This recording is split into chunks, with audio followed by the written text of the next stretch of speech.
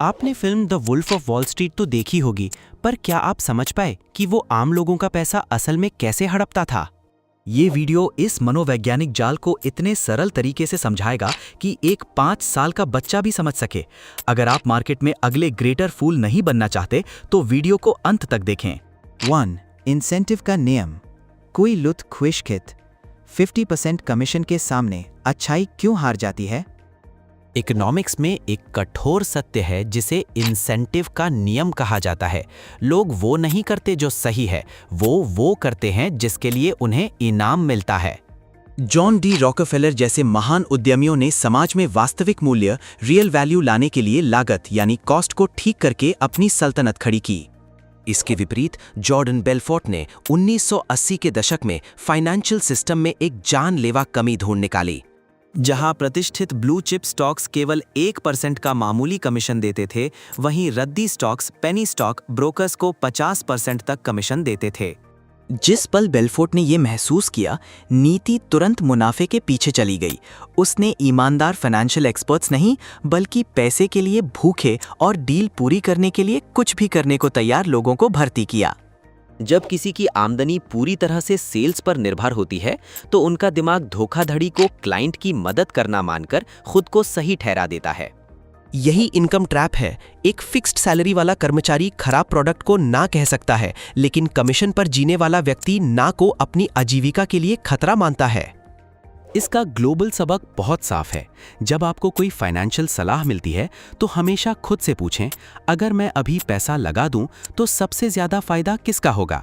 अगर जवाब लंबे समय के नतीजे के बजाय बहुत ज्यादा कमीशन से जुड़ा हो, तो तुरंत वहां से निकल जाइए। 2. सूचना असंतुलन, इंफॉर्मेशन असिमेट्री, समझने की जरूरत नहीं वाला हथियार। हजारों इन्वेस्टर्स को धोखा देने के लिए बेलफोर्ट ने खरीदने वाले और बेचने वाले के बीच सूचना असंतुलन का पूरा फायदा उठाया। उसने अपने एम्प्लॉइज को स्ट्रेट लाइन परसुएजन टेक्निक सिखाई, जो एक मनोवैज्ञानिक प्रेशर कुकर था जो कुछ ही मिनट में हिचकिचाहट को हाँ में बदल देता था। उसका क्लासिक कंक्लूडिंग स्टेटमेंट था, आपको कंपनी के बारे में समझने की जरूरत नहीं है, आपको सिर्फ संभावित मुनाफे के बारे में समझना है। ये बात बहुत खतरनाक थी, क्योंकि ये आपका ध्यान फंडामेंटल फैक्टर से हटाकर अपसाइड ग्रोथ के लालच की तरफ ले जाती थी। सिर्फ 10 सेकंड की लापरवाही और शिकार अपने अकाउंट की मौत की सजा पर दस्तखत कर देता था, बिना असली रिस्क जाने। गरीब इसलिए गरीब होते जाते हैं क्योंकि वो अक्सर अधूरे डेटा वाली तरफ खड़े होते हैं और सच्चाई रखने वालों के साथ विश्वास के बल पर ट्रेड करते हैं।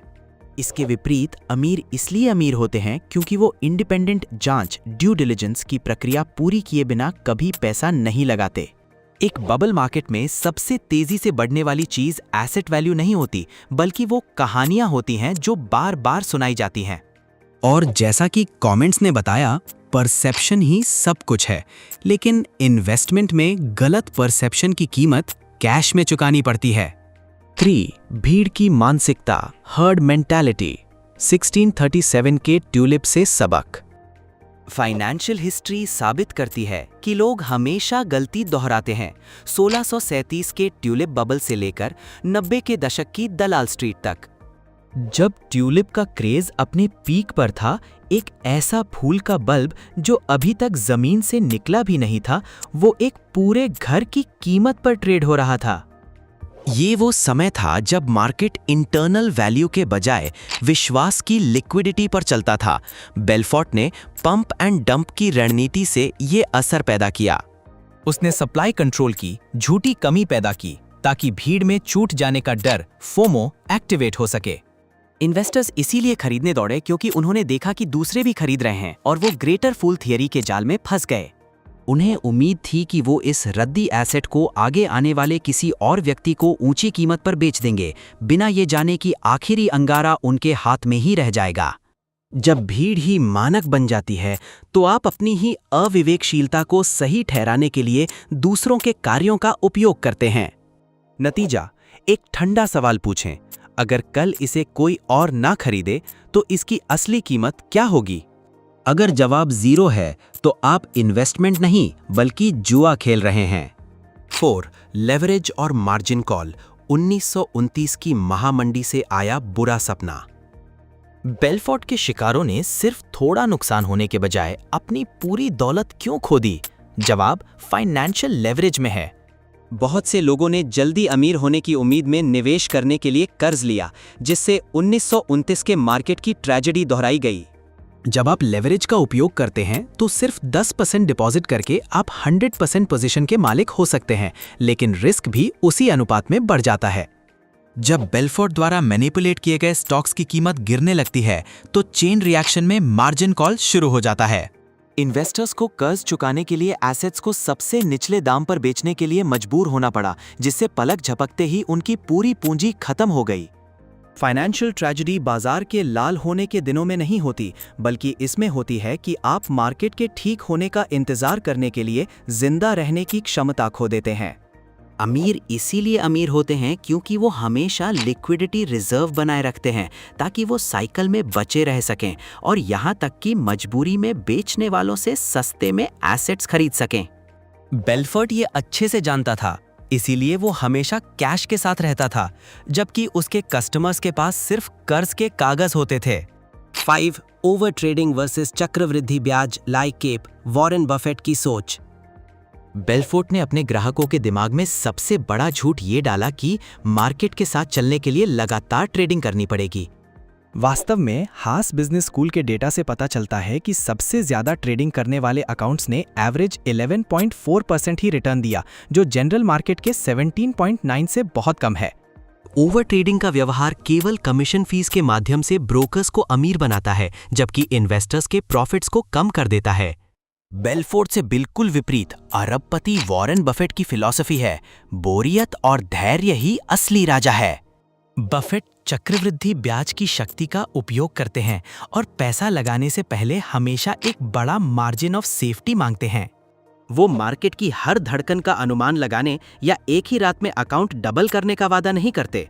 गरीब इसीलिए गरीब होते जाते हैं क्योंकि वो लगातार खरीदने और बेचने के बटन दबाकर कंट्रोल का एहसास ढूंढते हैं। अमीर इसलिए अमीर होते हैं क्योंकि वो समय और प्रोबेबिलिटी को अपने लिए काम करने देते हैं।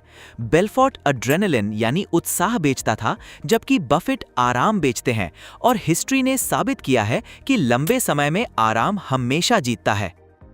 6 नीतिक रिस्क, मॉरल हजार्ड, अपराध की बहुत सस्ती कीमत। कहानी लीगल सिस्टम और मॉरल हजार्ड के कॉन्सेप्ट के बारे में एक कड़वे सच के साथ खत्म होती है। जॉर्डन बेलफोर्ट ने सैकड़ों मिलियन डॉलर का घोटाला किया, लेकिन उसे सिर्फ 22 महीने ही एक आरामदायक जेल में काटने पड़े। कोर्ट ने उसे पीड़ितों को $110 मिलियन का कॉम्पेंसेशन देने को कहा, लेकिन रिपोर्ट्स बताती हैं कि इस राशि का एक बड़ा हिस्सा अभी तक नहीं चुकाया गया है। उसने अपनी आपराधिक कहानी को बेस्ट सेलिंग किताबों, ब्लॉकबस्टर फिल्म्स और महंगे कोर्सेज में बदल दिया। ये समाज को एक गलत संकेत देता है। अपराध माफ किया जा सकता है अगर आप काफी आकर्षक और मशहूर हैं। आजकल बहुत से युवा दर्शक बेलफोर्ट को आइडल मानते हैं, धन और सफलता के बीच अंतर नहीं कर पाते। लेकिन याद रखिए, धोखाधड़ी पर बनी शोहरत एक जहरीली एसेट है। आप बेलफोर्ट की तरह जल्दी अमीर हो सकते हैं, लेकिन आपको रॉकफेलर या फ्रैंकलिन जैसे असली वैल्यू क्रिएट करने वालों का सम्मान कभी नहीं मिलेगा। 7 सोच का संक्षिप्त सार। The Wolf of Wall Street की जिंदगी इस बात का सबसे बड़ा सबूत है कि बिना नीति के बुद्धिमत्ता तबाही पैदा करती है। हॉलीवुड की चमक को अपनी आंखों पर हावी ना होने दे। फाइनेंशियल मार्केट वो जगह है जहां पैसा सब्रहीन लोगों से अनुशासित लोगों की तरफ चला जाता है। अपनी दौलत को सस्टेनेबल कैश फ्लो पर, लागत कंट्रोल पर और जल्दी अमीर बनने वाले जालों से दूर रहकर बनाओ। अगर आप ग्लोबल मार्केट में सबसे ज्यादा चतुराई भरे मैनिपुलेशन के ट्रिक्स को समझने के लिए ज्ञान से खुद को तैयार करना चाहते हैं, तो अभी चैनल सब्सक्राइब बटन दबाएं ताकि आपका फाइनेंशियल IQ हर दिन बेहतर हो। और आप अमीर होने का कौन सा तरीका चुनेंगे, वॉरेन बफेट का धैर्य या जॉर्डन बेलफोर्ट की तेजी? नीचे अपने विचार जरूर लिखें, हम सभी कमेंट्स का जवाब देंगे। अगले मजेदार वीडियो में आपसे मिलते हैं।